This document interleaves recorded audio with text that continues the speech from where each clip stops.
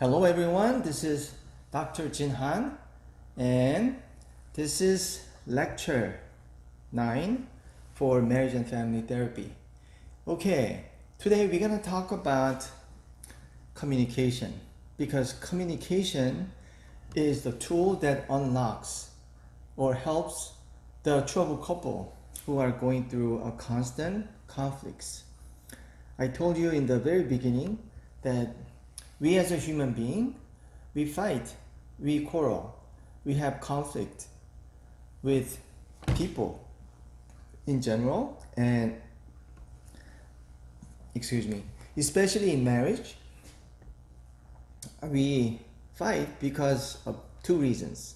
First, because we are born as a sinful people due to the original sin that we all bear. And the second one is God created us differently. Each one of us are unique and we have our individualistic way of thinking and we are individuals.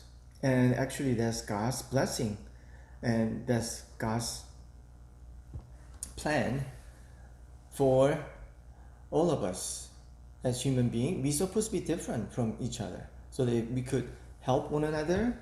And God honors our individuality. God's the one who created us, right?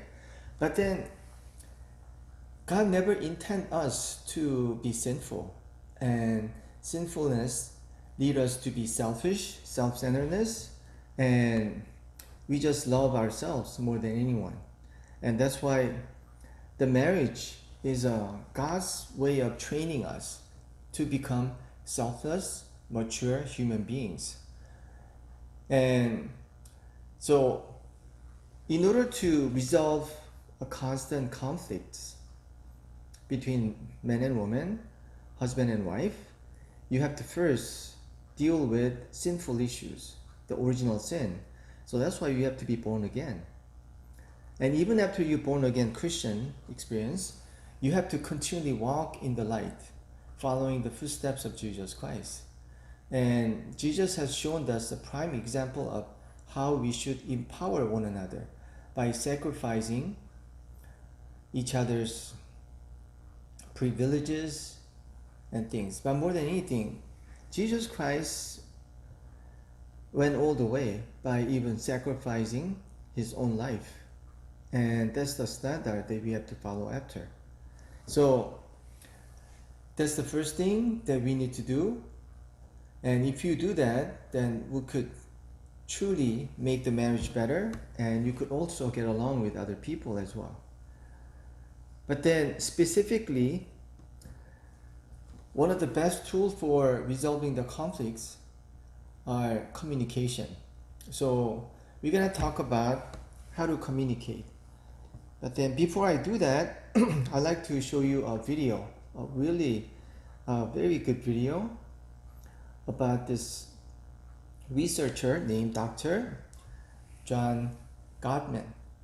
He's a Jewish scholar and he graduated from MIT undergrad with math major. So he approached this marriage and family from a scientific point of view, and he did a research on lots of people, thousands of people, and then he came up with this book. And let's listen to the summary of 7 Principles for Making Marriage Work by John Gottman, and then we'll go right ahead and talk about communication. Okay, it's only 7 minutes, so let's listen and learn.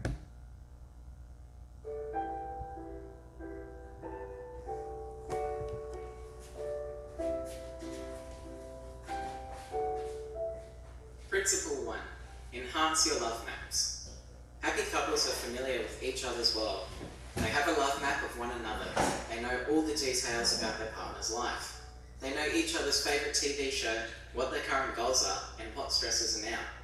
Without a love map, you can't really know your spouse, and if you don't really know someone, how can you truly love them? To enhance your love maps, find out what you don't know about your partner by asking questions. Here are some examples. Who are your partner's best friends? Who are the relatives your partner likes the least? What is your partner's basic life philosophy? And are you familiar with your partner's hopes and aspirations? It can be easy to lose sight of your love maps amongst the events in life that require your attention, such as work, family issues, and other things. But for a healthy relationship, it is essential that you know each other's love maps. Principle 2. Nurture your fondness and admiration. This is perhaps the most important principle of all, so pay attention. To nurture your fondness and admiration for each other is to have a positive view of each other. A couple can find out their current level of fondness and admiration by seeing how they view their past. If they view it in a positive light, then they are likely to have a bright future. If they view it in a negative light, then they are in trouble. To nurture your fondness and admiration, Gottman stresses that appreciation is essential. Write down 3 or more of your partner's positive characteristics along with an incident that illustrates each quality. Then read your list to each other. For example, if your partner did something as simple as doing the dishes instead of you, show your appreciation by thanking them for their kindness. The third principle is to turn toward each other instead of away. It's the little things that count. To be a happy couple, turn toward each other by showing you care. You can do this through small acts of giving your partner your full attention.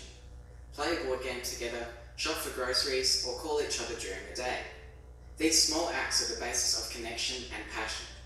When stress and conflict comes in the way of happy couples, they will have more positivity in what Gottman calls their emotional bank accounts, which will help alleviate their conflicts. Principle 4.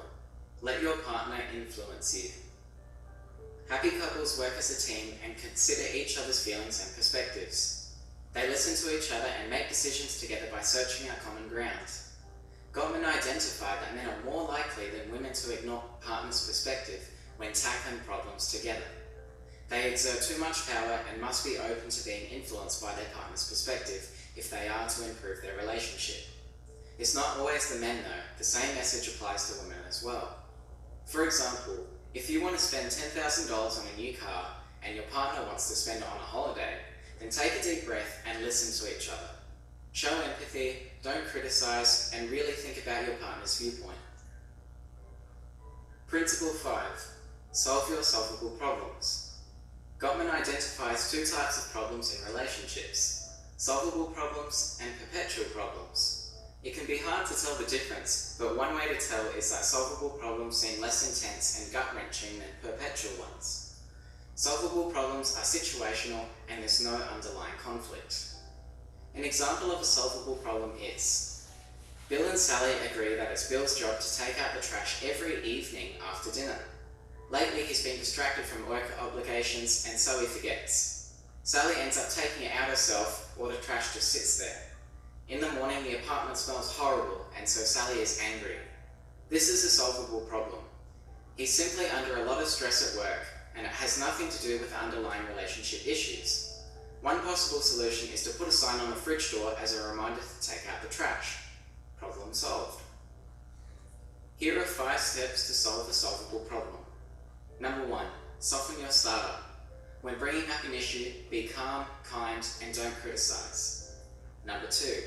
Make and receive repair attempts. When the argument is getting out of hand, let your partner know and suggest taking a break. 3. Soothe yourself and each other. On your break, go for a walk, listen to some music, read, or meditate. 4. Compromise. Share and consider each other's viewpoints to come up with a solution that works for both of you. 5. Be tolerant of each other's faults. If there are incidents in the past that come up in arguments, identify them, discuss them, and apologize where necessary. So what about perpetual problems? Well, here's an example of one. Susan wants to spend less time with Jim and more time with her friends. Jim says it makes him feel lonely. Susan says she needs time away from him. Jim seems needy to her and she's feeling suffocated by him. This is a perpetual problem. There is a core difference in their personalities and what they need from each other to feel connected. The difference is unlikely to change, so they will have to be willing to accept and adapt to it if they want their relationship to thrive. Principle 6. Overcome gridlock. Gridlock is the result of perpetual disagreements where both partners have entirely different beliefs, dreams, or personalities. Josie wants to have children, Harry doesn't. Ben wants Sally to go to church with him, but Sally is an atheist.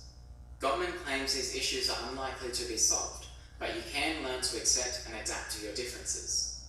Identify and respect each other's dreams and beliefs. You don't have to agree with them, but acknowledge, listen, and show respect to what your partner has to say.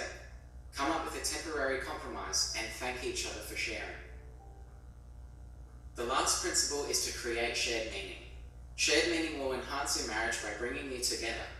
Here are 2 ways you can create shared meaning. 1. Create rituals of connection.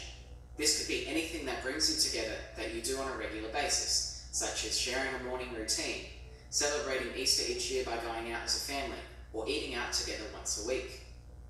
And number 2, work towards a common goal, such as helping the community through volunteer work or building a houseboat. Now, you don't have to go building a houseboat, but it can be any goal that you both agree on that involves both of you.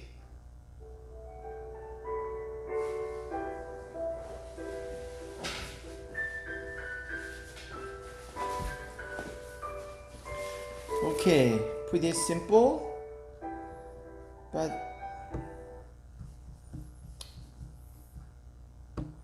frankly speaking, the issue with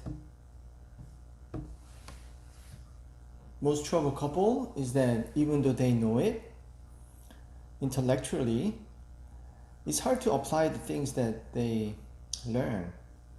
And that's another level of issues that we have to deal with.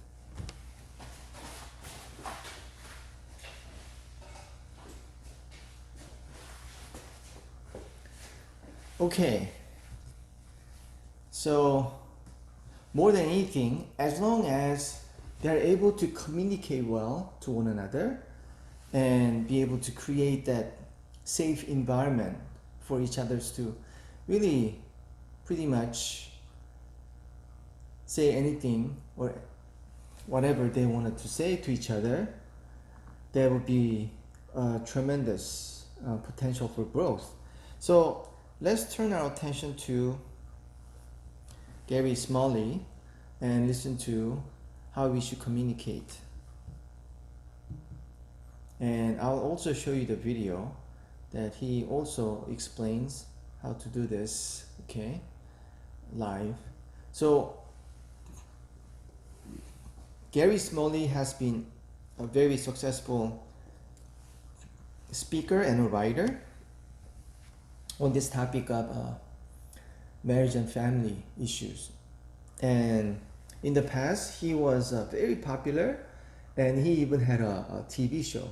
And so many couples were being helped by him, including a lot of high-profile celebrities. So let's begin. And I got these resources from Secret to Lasting Love. Okay, so every relationship is a journey through 5 levels of communication and toward the desired destination of intimacy. This requires effort. Okay, so we really need to focus on this.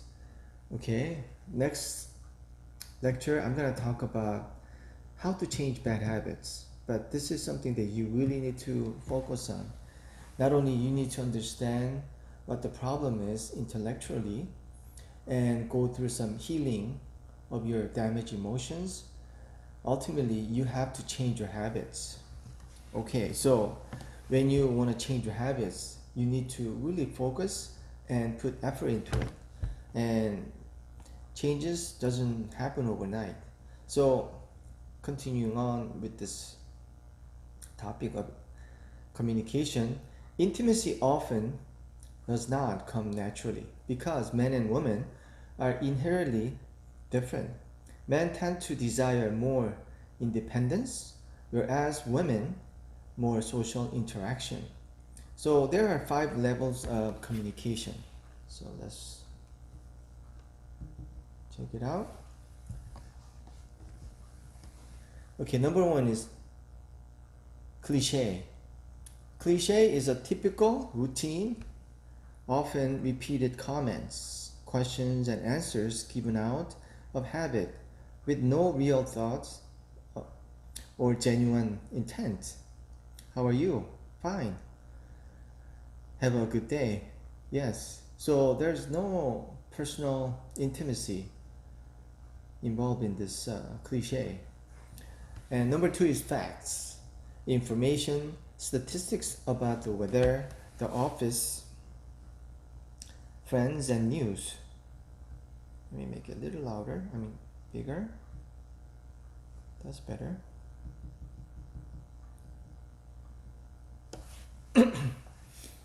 The news, personal activities, etc.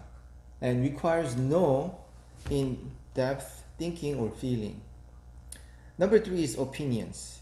Includes concerns, expectations, and personal goals, dreams, and desires. Due to differences of opinion that naturally arise between two people, especially between men and women, this is typically the level at which we run into the wall of conflict.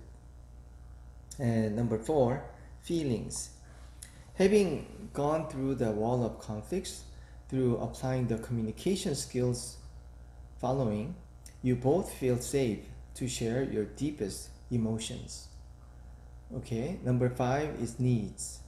The deepest level of communication and intimacy where you feel completely safe to reveal your unique needs with one another.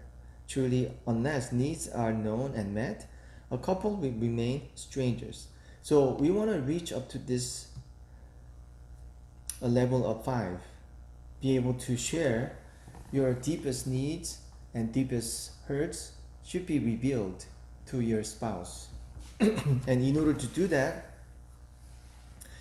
you have to feel completely safe to say whatever you wanted to say. Pretty much spilling your guts. So many lacking the skills to make it through the wall of conflict revert back to the first 2 levels of communication and never truly get to know each other and satisfy needs. And lack of passion toward each other is in direct proportion to lack of effective, constructive confrontation. So sharing feelings and needs makes one vulnerable and can and will only be done where there is a feeling of mutual trust. Okay, so conflict is not only the wall, but also the door. For conflict is virtually inevitable and is only in passing through conflict that we are able to reach the deeper levels of intimacy. If only more people realize this, they would not view this as a destructive source, but excuse me,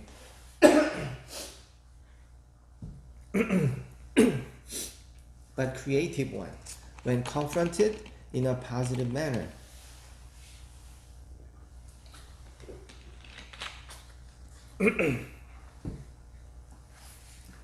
So conflict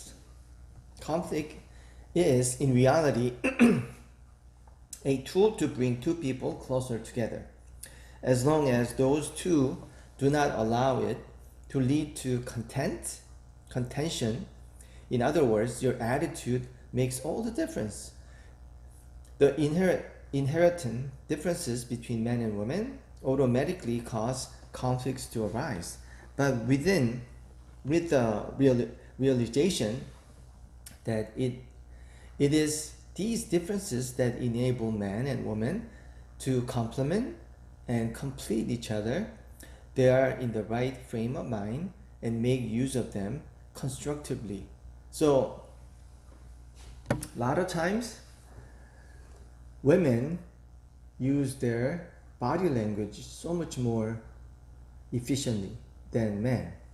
And with the little gestures, sometimes they send the sign of disrespect, dislike, and show them you're not being loved and I don't like you type of body language. Just the way they look at you, the way they shrug their shoulders, and just little gestures like that really make men feel unloved and disrespected. And sometimes they go through the stonewalling, which means they don't respond with feelings. They just try to avoid.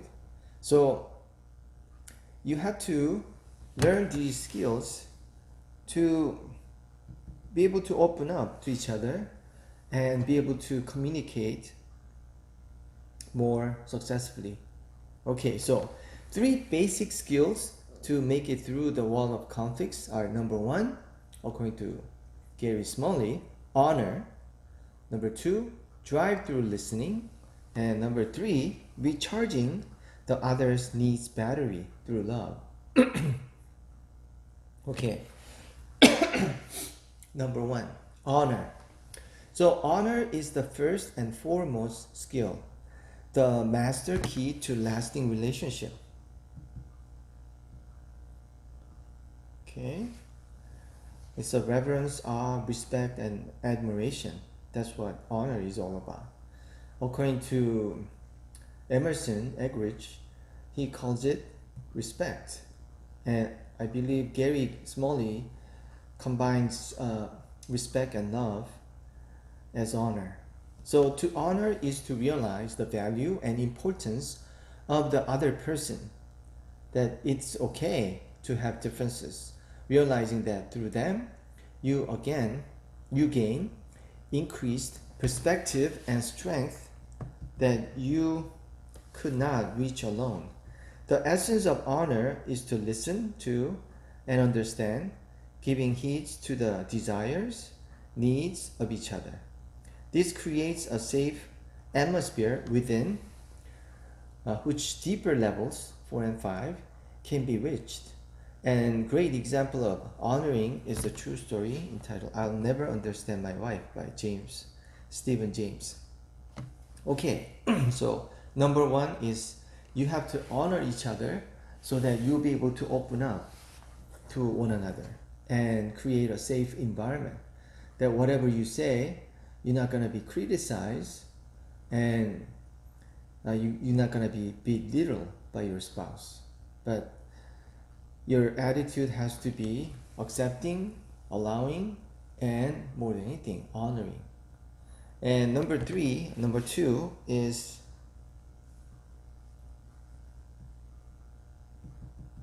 drive through listening. And I thought this one is the most interesting. And actually I listened to different experts on communication and read books on this communication issues, and also went to seminars. But this is a very simple and well thought out way to learn how to listen and communicate. So let's read this one together. Drive through listening is a way for ensuring both are communicating with real understanding and true respect. The term comes from when you order food at a drive-through location like McDonald's drive-through, and you give them the order, then they repeat it back, and you either say "that's right" or correct them. If corrected, they repeat back again for you to verify. So you order large Big Mac, okay, and small Coke and French fries, okay, and the person at the store will just repeat the same thing, just make sure that he got the right one, and you confirm that. So this way you know they understand exactly what you meant. And it works the same when two people converse. Both should take turns, one being the speaker, the other listener. And when understood, the speaker changes roles with the listener. this procedure prevents the faults. So many of us are guilty of or only half listening and not really understanding. Okay, so be sure when they're listening to invite the other one to say more in case they do have more to say. Don't cut them short. Ask questions to further clarify and understand. And I've seen some people even use like flushies, the flush toy, and for the practice of communicating the skills, you give this flush toy, okay, or doll, or even like a soccer ball, okay, whatever object that is available. When it's your turn, okay, you hold the ball and you are able to repeat whatever your partner said, and until you understand completely, you hold on to the ball. So you have the authority to ask questions. So it's a good practice. So you just repeat whatever your partner said, okay, say in the same words, and then make sure you understand your partner correctly. Because a lot of times, men and women, we communicate differently. And there has been a lot of researches that was done about what differs. For women, a lot of times they communicate indirectly, okay? They have a good intention. They don't want to hurt you. So sometimes they don't directly demand or ask for things. So they go around bushes. But for men, it makes it more difficult for them to understand what the intentions are. Because most men, they talk about things very directly and go down to the point. So if you watch a couple talk, you know, most common phrase that men will use could be like, so what's your point? Okay, what's your point? I don't understand. What's your point? Just tell me what you want, kind of deal. Okay? And the issue is man wants to get the result done. And when they talk about something, okay, they're result oriented, goal oriented. So they don't go around bushes, they just go right into the point. Okay? But for women, a lot of times, okay, they want it to be understood. They want it to be understood by their spouse, their feelings, their frustration, and all those things. So communication for them is two ways to connect and be understood. So that's why sometimes they go, you know, through different routes, okay? And sometimes, you know, their whole point is not just get to the goal of getting things done. It's more like, I want you to understand me. I want you to understand why I'm going through this turmoil, kind of deal. You know, that's why they go through different topics, sometimes because they don't want to confront the real issue. But then men are impatient and men just don't understand because that's not the way they communicate, you see? So we just have to understand, okay, why you say the things that you do. And in order to do that, you have to first understand we are created differently, men and women. But there's always exception. There are women who talks like men, there are men who talks like women, okay? So you just have to do what John Gottman said, you know, love mapping. You have to understand your spouse, how your spouse communicate, okay, and what your spouse love about certain things. So if you understand your spouse better, then you know the intentions. You know where your spouse is going, okay, with certain topics, trying to communicate.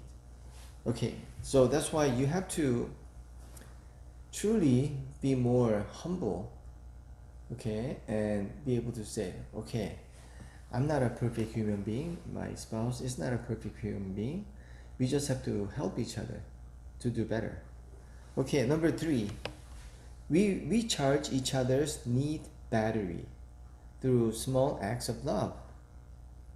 So every major conflict between couple is the result of someone's needs not being met. Okay, according to Stephen Covey, who has written numerous books, even though he's a Mormon. Okay, his books are really good. Okay, he written 7 highly effective people, 7 habits. He also written a book called First Thing First. His books are brilliant. Okay, continue on. Only in meeting these needs can you truly become one and remain in the deepest level of love. Gary Smalley. And here are 7 of the top needs people have. Number 1, feel connected through conversation and recreational time together. Okay? And number 2, feel accepted and valued. And number 3, feel mate is honest and trustworthy. And number 4, feel a mutual commitment to stay together and love and be loved. Number 5, be included in decisions that affects them. And number 6, verbal, physical tenderness. Because once you are emotionally hurt and you have a damaged emotions, you don't say things nicely. Okay, you didn't meant to hurt each other, but if your emotion is being scarred and you are in pain, we just tend to say nasty things. And number 7, vibrant spiritual relationship. So we charge each other's needs by what Dr. John Gottman discovered, turning toward each other daily for at least about 20 minutes through conflict resolution or affirming interactions. Acts as simple as facing your spouse, making eye contact, nodding, and responding positively will do wonders. Okay. About a minute. Oops.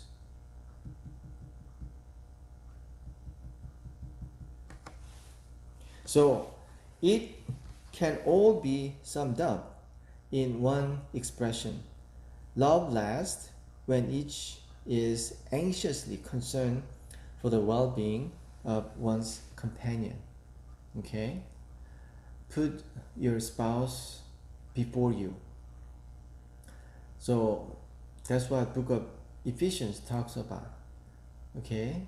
The Bible says for wives, you have to respect and obey your husband. Just like Jesus Christ is the head of the church, you have to honor and respect your husband.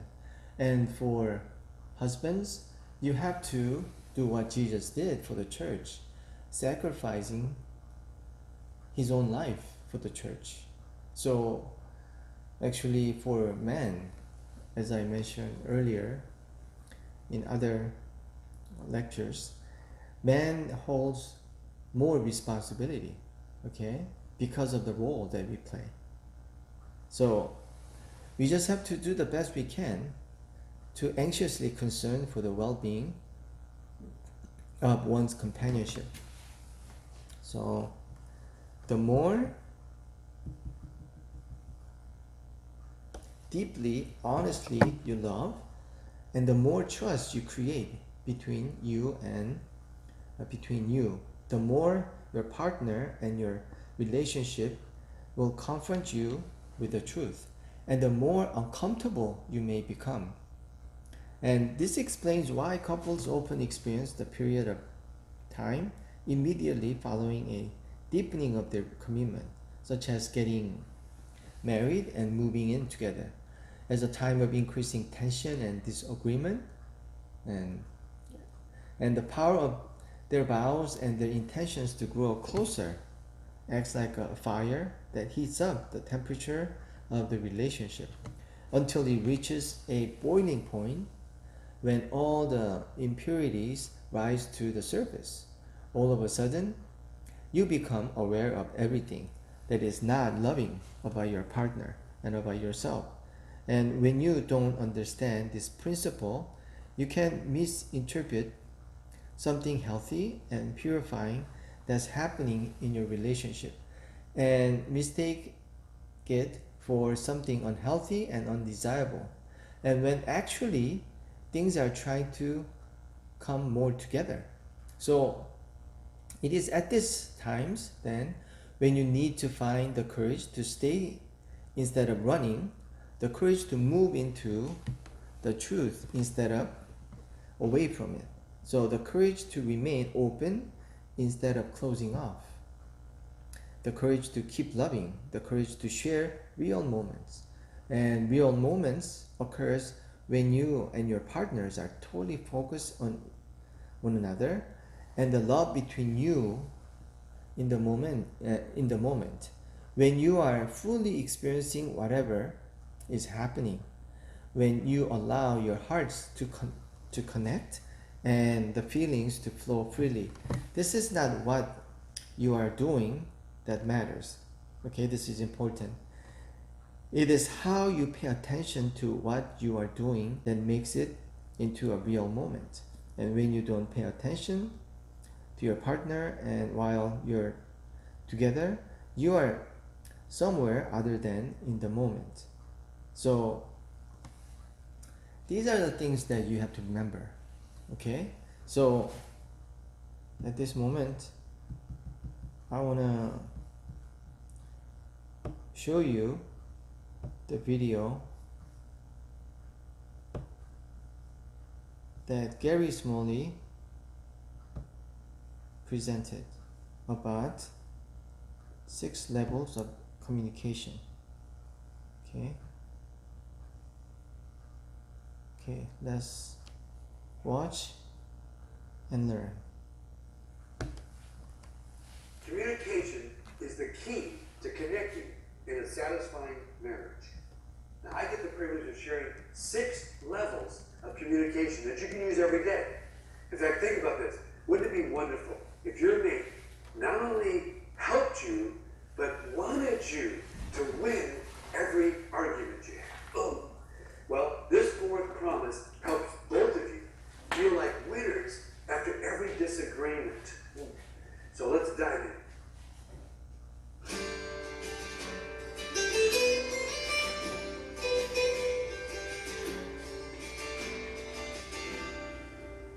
This particular session is the promise, actually the 4th promise, but it actually is promising your mate that you will communicate with them daily in a loving way.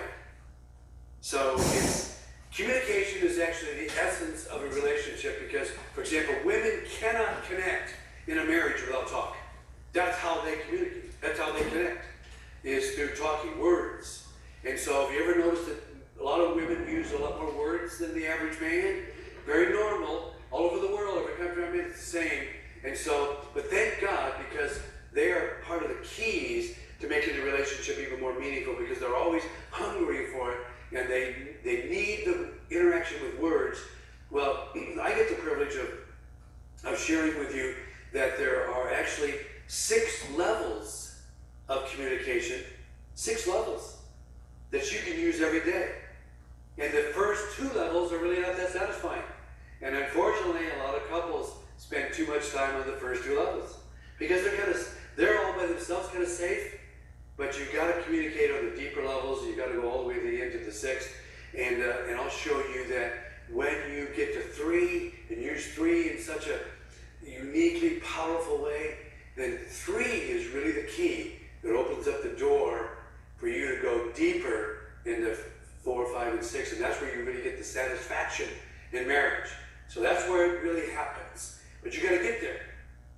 I'm going to give you 6 ways to communicate, but what I want to do is take you through one story that happened to my wife and I that shows you how you can go into all 6, just the normal stuff that happens in your life. Okay, the last house we had actually was like a lodgy looking house. It was one big room and kitchen and the dining room and the living room were all one room, no walls or anything. So, and the high ceiling, and so, there were little deer heads on the wall and the old antique, snowshoes and old, flint rifles and stuff. You went into it, you felt a little bit like you were in a lodge. And we loved that. The floor and the rugs and the chandeliers, elk, horns and stuff. So antlers. So anyway, I loved it. So I casually, first level of communication, small talk. That's number 1. I casually mentioned to my wife, I think this room needs a moose head. And she said, yeah. She wasn't paying attention, and her small talk was, yeah. And mine was, it needs a moose head. We never thought about it, okay? And so then another time, I was in somebody's home or in someplace and saw the moose head on the wall and thought, gosh, I know we need that. So I shared a fact. Number 2 is sharing facts. I think we need a moose head in here. It's just a fact. She said, I don't know about a moose head, But we just went on, never really gotten deep in it, okay? Now listen to how a lot of people do in their relationship. They stay on those 2 levels. They talk small talk, just every day. How's your day? Fine. It doesn't really mean anything. Fine. And you happy? Yeah, pretty good. What do you expect? Just small talk. Okay. Facts. How'd you do today? What happened to the kids? How much money you spend? Just facts. Read this in the paper. I saw this on TV. Whatever. Well, those aren't very satisfying levels. 1 and 2, they don't do it. And unfortunately, as I mentioned, a lot of couples spend way too much time there. And the reason couples avoid the 3rd one, because the 3rd level is when you share your opinions. Let me ask you a question. How many of you married somebody that has their own opinion about most things? Okay? See what I mean? I did, obviously. I don't know of anything I have an opinion about. My wife doesn't have the exact opposite, which is just amazing to me, which is irritating, which helps me go spiritually. See? So, again, God did a good thing putting us together. So, anyway, the 3rd area is risky. And so, when you enter into this level, 3rd level, there's the potential of conflict. But let me ask you a question again for both of you. How would you love to be married? Just imagine this. Being married to a person who knows they're going to disagree with you on various subjects, areas, but they not only want to help you win every argument, but they actually get excited and want you to win every argument that they have. You have with them. Now picture that. They want you to win every argument you have with them. How many would say, oh, that'd be great, I'd love that, okay? Your hands, good, all right? That's pretty obvious, isn't it? That's exactly what this session gives you. You talk about increasing the level of security for me as a husband, because I used to hate to disagree with my wife, because immediately I go, oh, we're going to get into this hairy argument, and she's probably going to win. And she'll cry, and I'll go, okay, let's do it your way. But I would feel like the loser. And I didn't get my way. And I thought, ugh. Now that doesn't happen anymore. I actually help my wife win every argument we have, and she equally helps me win every argument I have. So I'm going to show you how this works. So, back to the moose head. I am in Springfield, Missouri one time where Bass Pro Shops started their first place, okay? Now, I saw something that I've never seen before. I've never seen it since. I'll ask you if you've ever seen it. They had a sale on moose heads. Anybody ever seen a sale on moose heads? No one ever, anywhere in the world, you're not going to see something. They had it. And so I went, whoa, I want a moose head. Here's a sale, 1/3 the original price. You got to buy something that's, that far off on a sale. So I got it, they even let me pick out the antler, and the taxidermists were there, and they put the antlers on those huge antlers on this huge moose head. It was so heavy that several had to carry it out to my pickup and put it in. We roped it all down. I drove back to my home in Branson, Missouri. I am so excited. Called some of my friends on the cell phone. I said, hey, meet me in my house. I have a surprise for my wife, okay? And so we get there. I take the little deer, listen to this. I took the little deer head off of the entryway fireplace. Now, where I really wanted it was in deeper into the living room, but it wouldn't fit there because the antlers were too big, and so I couldn't get a place that was too low. And so I had to look for another place, an entryway fireplace. Okay? And so we drilled a big old hole, in the stone. I put a big metal pipe thing in it, and it was secure, glued it, got it in there. We all, four of us, all lifted it up on top of this thing. We all stepped back as men. We went, whoa! We made male grunts and noises like, whoop, 5. Okay, so now, I waited patiently for my wife to come home.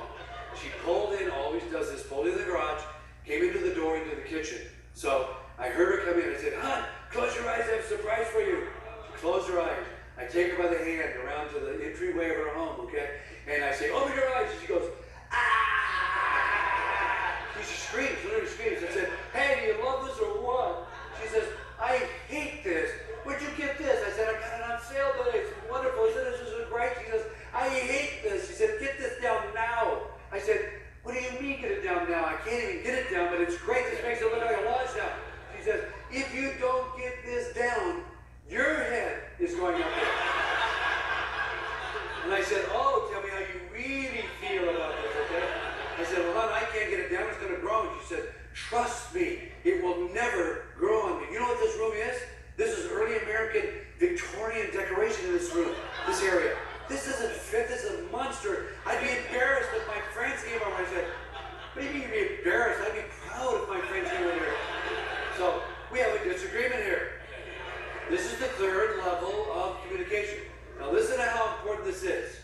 The third level is the doorway to deeper intimacy. It's the doorway to more satisfaction in your marriage. So if you're living with somebody who never disagrees with you, then you're being cheated. See what I mean? And so, because what happens is that you have, in order to solve this kind of a disagreement, which we all have, how many just raise your hand, how many of you disagreed about something last month? At least once, okay? I could have said today, but, last month, okay? All right, today, see, on the way here. And so, anyway, during this time, right? That's very normal. My wife and I do that all the time, okay? So, I see it as normal. I believe it's normal. I know that I want to live with my wife in harmony, in oneness, like Paul said in Philippians 1, verse 26. He wants to find us in harmony, walking together, hand in hand. So, here's the key. Ephesians chapter 5 is the famous marriage chapter. But most people don't quote the verses before, wives, submit yourself to your husband, That's pretty popular in a lot of churches around the world. Wives, submit yourself into all things unto your husband, as you do unto Christ. I liked that verse for a long time. Okay? I thought that's normal. I liked it. Love Christianity. Teaches stuff like this. The only problem is that isn't what it teaches. It says, prior to that verse, don't be drunk with wine, but be filled with the Holy Spirit, so that you wives can submit yourself to your husband as unto the Lord, so that you husbands can lay down your life, die for your wife as Christ did the church. And then eventually it says, you're going to be joined together so the two of you can be one. You know what the word one means in the original language? Blended together. Weave together. Now watch how this works. You can never quote with your finger the verse that says, woman, the Bible says to submit to me when I say something. Because that's not what it says. It says right in front of that, submit one to another out of reverence for Christ. Then it says, wives, submit to your husband. But then it says, husbands, die for your wife. She's clapping. The women are clapping. Okay, now. Okay, let's suppose you're going to have ham and eggs for breakfast. Who makes the greater sacrifice? If a woman is the chicken and a man is the swine, okay? And I don't mean anything by that, okay? All right. But who's making the greater sacrifice?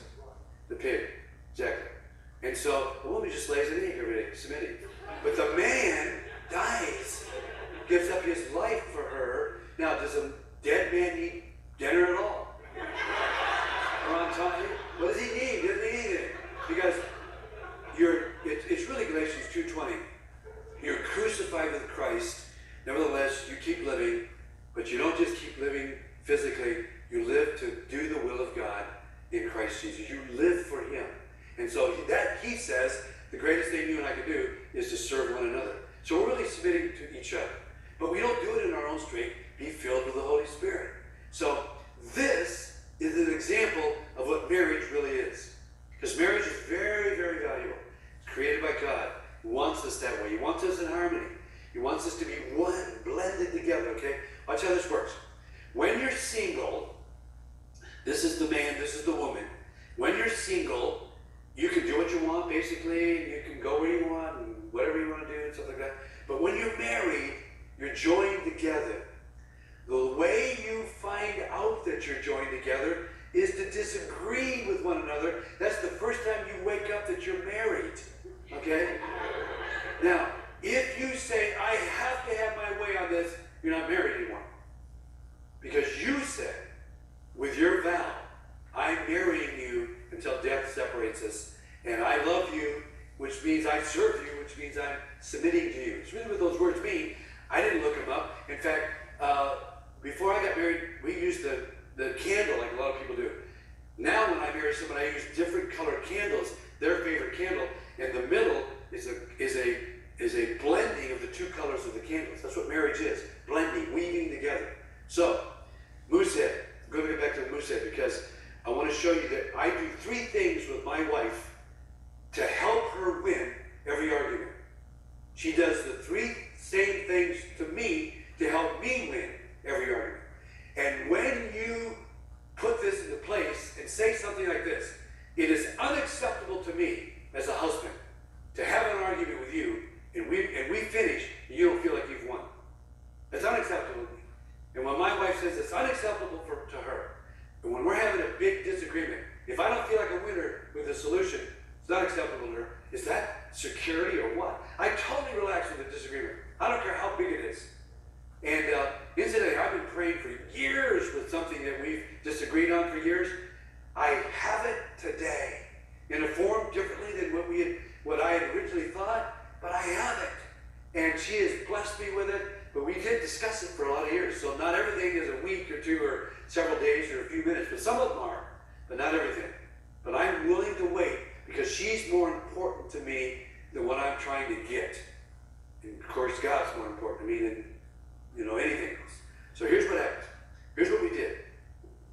You can choose whether you want the husband to start first, or the husband to start first, or the wife to start first. So let's say the women first, okay? So all I'm going to do is go into the 4th, 5th, and 6th levels of communication, which are all the most meaningful, satisfying, okay? So the 4th one is, what are your feelings about the moosehead? Just tell me what they are. She began to tell me, I feel embarrassed, I feel, you've wrecked the whole, thing here, what it was supposed to be. It's just everything is ruined. I feel undone. She said a whole bunch of things. I repeated all the feelings. I was only looking for one thing, understanding. And so 2 is, I strive to understand. And then after she's run out of water in that area, all 3 of them, the needs, the feelings, the needs, and the beliefs, I just listen to all of them. Because when she runs out of them, I say, do you think I understand what your feelings, needs, and beliefs are? And she'll say yes. Then you're released. And then it's your turn. She will ask you, what do you believe? What do you feel? What do you need? And I shared, I need something in here to make this really look like a lodge. And so I was thrilled that we had the moosehead. And so we talked about a whole bunch. You got it on sale. I love that. I save money. And so a whole bunch of things I said, my feelings, my needs, my beliefs. And so she was listening to me. So each thing I said, she was listening to me. So notice what's happening to the water. What color is it now? Green. What do you get when you mix yellow and blue? You get green. So marriage is the blend of both of who we are. And so what I know going into all disagreements, and my wife, I'm telling you, she's such a strong person, instantaneously, I'll just be saying something. And she's got that personality, she's supposed to go intense instantly. And so she'll go, whoa, I just do that. And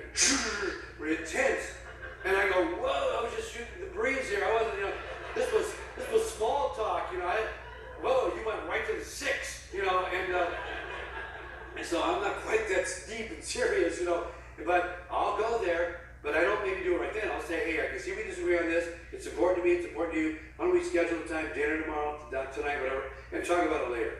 And we always agree, because she knows within just a day or so, she and I will be talking about this, sharing the 4th, 5th, the 6th levels of communication. Ladies and gentlemen, that keeps us in harmony with each other.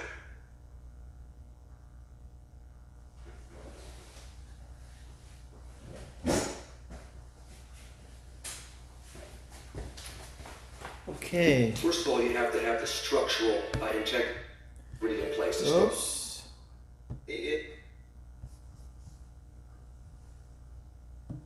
All right. I hope you enjoy Gary Smalley. He's getting older, but very mature in terms of showing us the way to have a deeper communication. Okay, I want to move on to our next topic, understanding the theology of family relationship by Dr. Ray Anderson. And let me show you the revised one. Oops.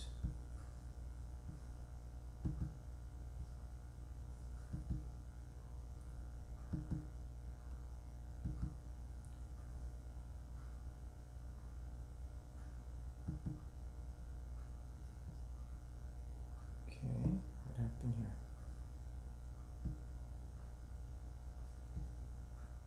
Oops.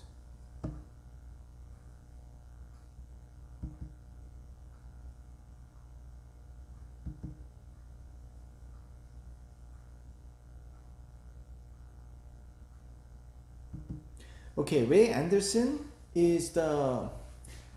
was the systematic theologian at Fuller, but he passed away 2009.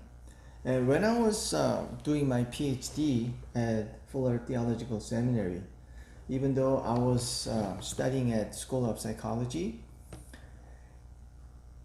Dr. Ray Anderson will teach this class, the one class about theological basis for family relationship.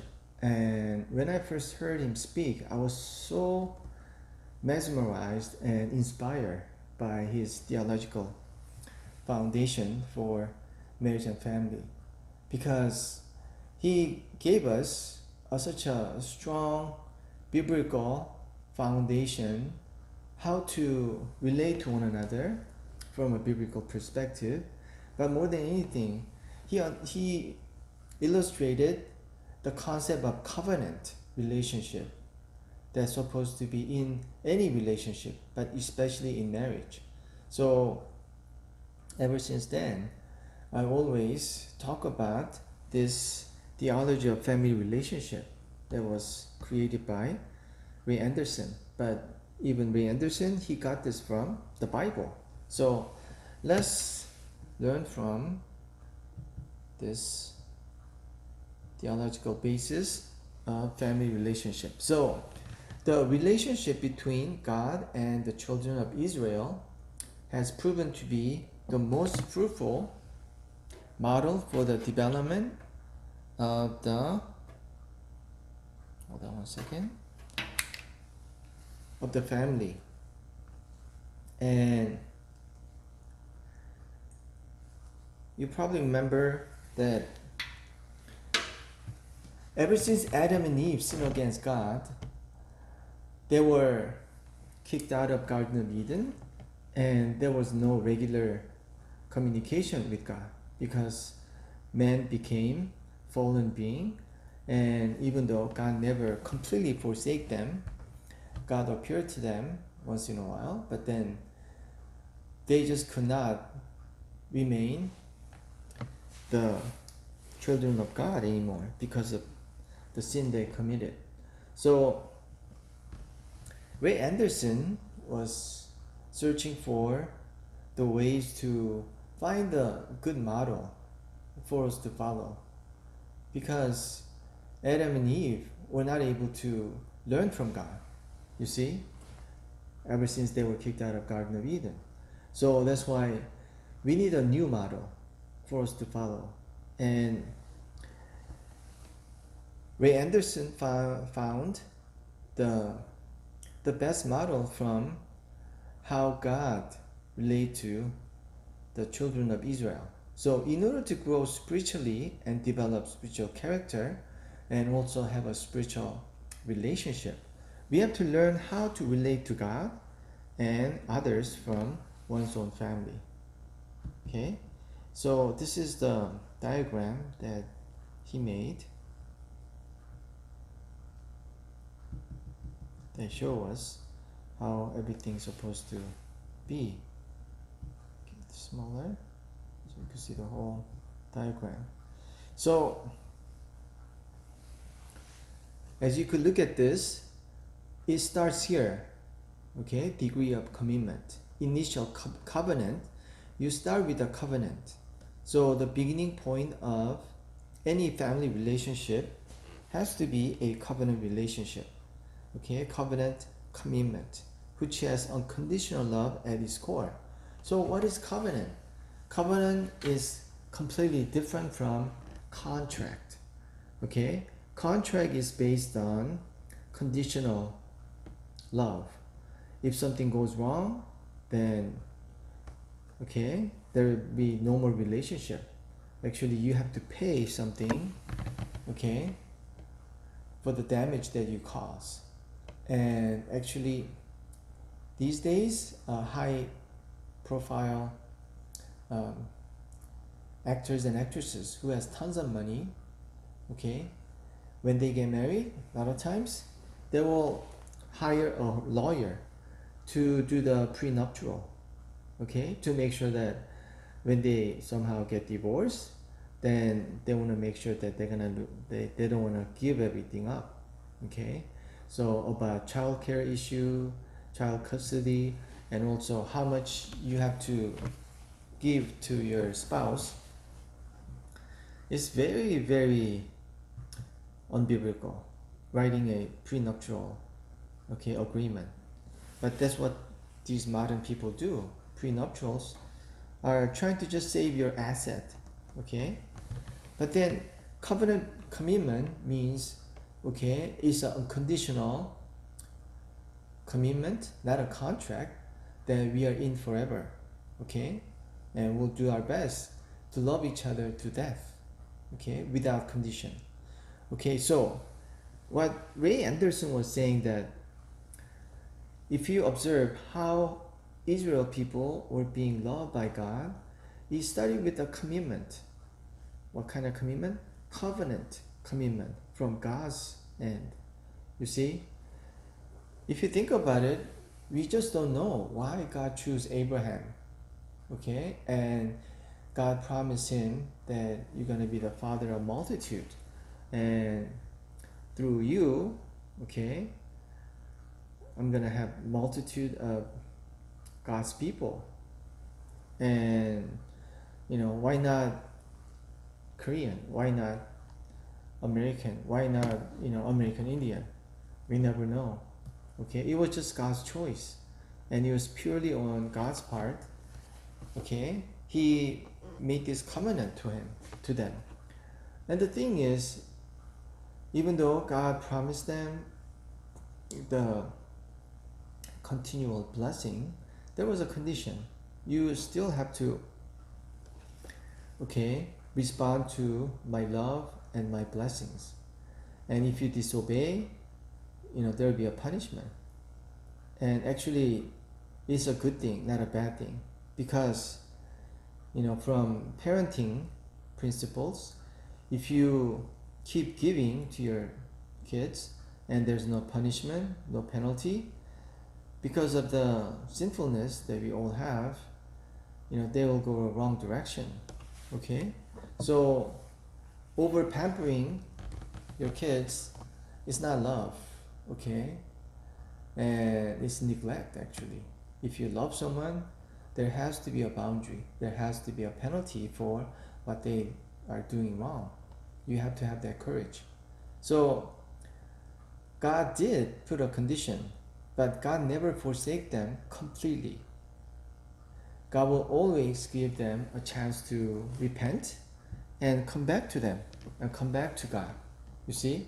And it was just a continual journey for Israel people, that when they are loved by God and when they are receiving all these blessings, they're okay. But then when they become compliant, complacent about all the blessings, they began to disobey. Okay, once they are settled, they turn against God. You see? Then God had to exile them again. Okay, using a foreign force coming to the Jerusalem, and they became slave, or they were kicked out of the promised land. And then while they're suffering, they repent, they seek after God, and God gives them another chance. And it happens over and over again, just like a crazy cycle that Emmerich talks about. Israel had this crazy cycle, ongoing cycle. Okay? But still, God did not completely forsake them, and eventually, through their descendant, their lineage, Jesus Christ came to us. You see? So, if you look at it, not only God started with the covenant commitment, which is unconditional, everlasting, and faithful to his commitment, he was constantly showing them grace. And this grace is an undeserving love that Bible talks about. Okay? And in this atmosphere of grace, family members have the freedom to empower each other. Okay? What's empowerment? Empowerment is person who has the power are willing to give up their power to a person or a group that has a less power, and to the point of death. And that's what Jesus has shown us. Jesus Christ sacrificed the most precious thing that we all have, which is life. Okay, you only have one life to live, right? And that's the most precious thing. Who wants to die? We want to keep on living. But Jesus Christ sacrificed his own life for his people. That's an incredible love. You see? So, if you think about it, okay, empowering leads to the possibility of intimacy between family members. And intimacy then back to the deeper level of covenant relationship. So, if you could see, this diagram is in spiral. Why? Because in a normal relationship, okay, either you move to the forward motion or backward motion.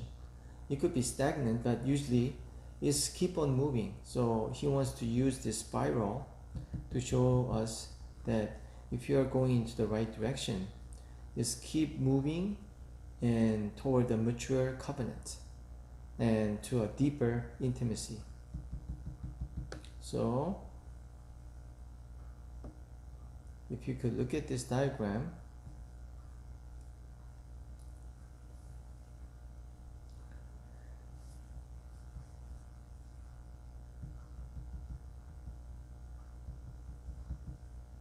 I'm going to show you the difference between traditional marriage, God-centered biblical marriage, and modern marriage.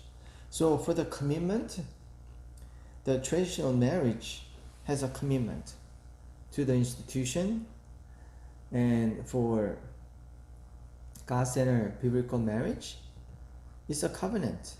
Okay, let me make it larger. Okay, between partners, which is unconditional. So no matter what, you stick together, you don't divorce each other. And modern marriage is contract, self-fulfilling, conditional.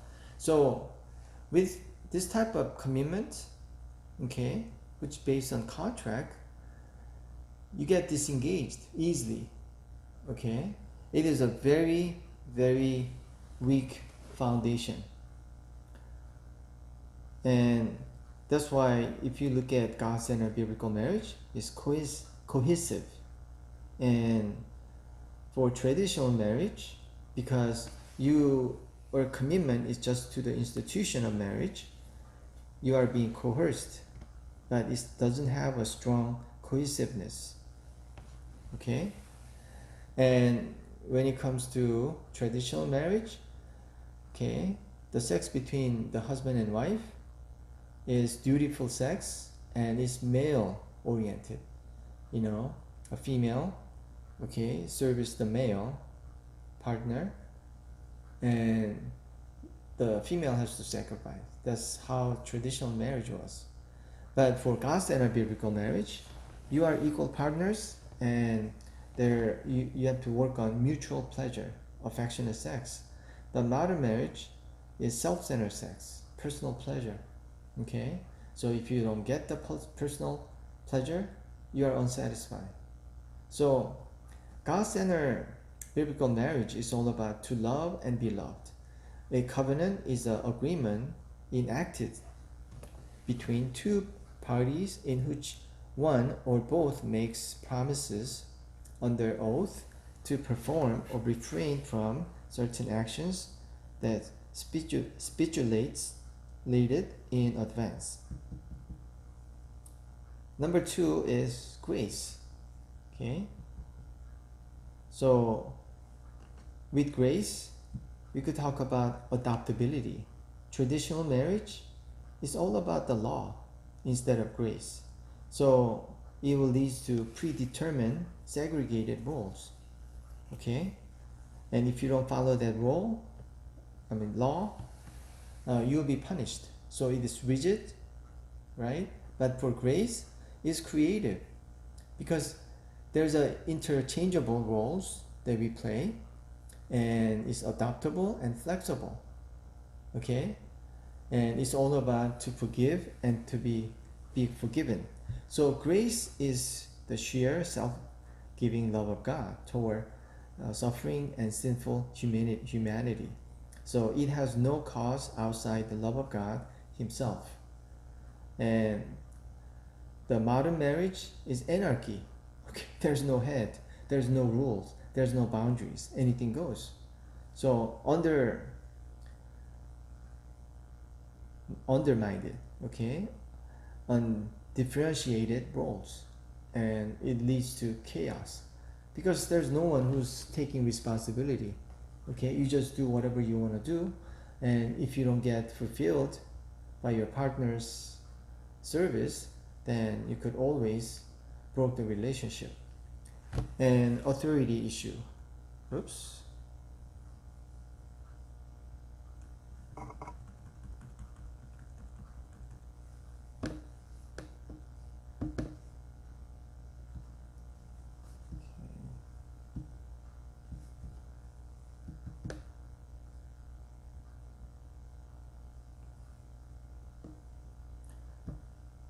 For traditional marriage, there's a ascribed power to usually the male figure. So authoritarianism will be practiced. Okay, male headship is the thing, and it's obviously male centered. But the empowering part is the action of God in people's lives. So there's a mutual submissiveness and interdependent, okay, and relationship center, and it's all about to serve and be served. So the process of helping another recognize strengths and potentials within, as well as encouraging and guiding the development of these qualities.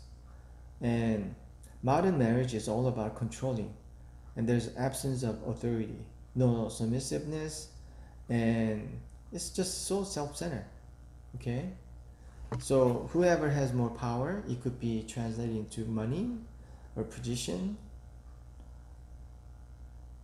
are able to control the relationship. Okay, but compared to that, the biblical model of God handling or serving Israel people's needs, God gave them lots of empowerment, and God's supposed to be their king. but they're constantly rebelling against God. And they demanded that they want their own God, their own king. So eventually God had to give them a Solomon, the first king of Israel. Okay. And the next part, communication. Okay. Intimacy is the key for the God-centered marriage. But traditional marriage, you don't really express. Okay. And you just make a pronouncement. Okay. And non-assertive and aggressive. So either, okay, the wives become very mute, don't talk about anything, because who's in power? The male dominant. The husband has the power and they tend to be aggressive. You see? Because you have all the power and one woman doesn't have anything to say about misguided and controlling relationship. But compared to that, the God-centered, okay, marriage that Ray Anderson present, there's an intimacy and there's a discussion, negotiation, meet in the middle, and you could be able to be assertive about what you need and what you want, because it's all about to know and be known, being transparent in the presence of others, and taking up the mask so that we know and are known to genuineness. But for modern marriage, communication could be distant, demanded, and aggressive. Okay, and if I translate into from hurting to healing behavior, hurting behavior is conditional love. And what is the problem at the personal level? Feeling unloved. And obstacle is fear of not being loved. And behavior perpetuated the problem is loving others in order to love in return. But then what is the healing behavior, the cure? You have to practice unconditional love. And how about self-centeredness? Feeling unworthy of love, a fear of being thought worthlessness. Okay? And the issue is focus on self. And what is the healing behavior, the cure? Christ-centeredness. Okay? That's the only way. You have to focus on God. Okay? We pay too much attention to ourselves. But if you are centered in God, in Jesus Christ, then you don't pay too much attention to yourself, you see? And that's why Apostle says, I've been crucified with Christ, and it is no longer I who live, but Christ lives in me. The life which I live in the flesh, I live by faith in the Son of God, who loved me and delivered himself up for me. Okay? So, how about from shame to grace? Okay, perfectionism, fear of making a mistake, fear of not being accepted, and you just keep trying harder. But then biblical model is you just receive acceptance from God. And if you practice God-centered marriage, then you accept each other as a marriage partner and a helper. Okay, what about fault finding? Expectation of perfection in self and others. And it is a fear of being criticized, and blaming others is a wrong way to go about trying to solve the issue. There has to be forgiveness.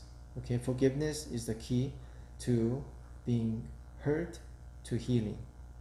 Okay, from control to empowerment. Efforts to control others, lack of confidence in one's ability to influence, fear of losing others, you see? Because you don't want to lose, you use any kind of means to control, manipulate, and even use force. Okay, so what happens at the end? You over control. But then, if you follow this Ray Anderson's model, following after how God treated Israel, you build up others up. Okay, you empower them instead of trying to control them. And the last one, from lack of feeling to intimacy. So you denial there's a issue of denial of feelings, okay, fear of feeling, because of reaction, okay, fear of rejection. So you avoid your feelings because you don't want to get hurt, right? You stop feeling. But then if you truly have the freedom in God, you experience the true feeling that you buried underneath, okay, because of the hurting, damaged emotion issue. And lack of communication, okay, distrust of others, fear of being hurt by others, superficial conversation because you don't want to get hurt, okay? But you become open and honest, okay? So that's why we have to really follow after the God's model. And there's a freedom from selfishness, freedom from the self-centeredness, controlling, manipulating, over-empowering, and be able to be completely free from anything that is so selfish and self-centered, and be able to truly enjoy the real relationship that's based on unconditional covenant, and be able to dispense grace and empower each other, being a true helper, which is the blueprint for God's marriage. And then you are able to experience the most intimacy that you never experienced before. Okay, so that's the end of this lecture, and I will continue with the last one. And last one could be a little shorter because we're gonna have a final exam, okay? So have a wonderful week, and that's it for today's lecture. Have a wonderful weekend.